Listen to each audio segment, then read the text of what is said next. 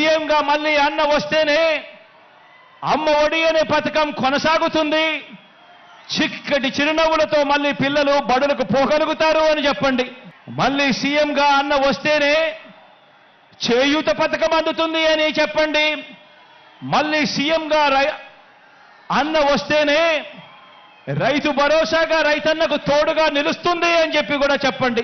సీఎంగా మళ్ళీ అన్న వస్తేనే పెద్ద చదువులు చదువుతా ఉన్న పిల్లలకు పూర్తి ఫీజు రీఎంబర్స్మెంట్ కింద విద్యా దీవెన, వసతి దీవెన వచ్చే మనసు కేవలం అన్న వస్తేనే జరుగుతుంది అని చెప్పండి.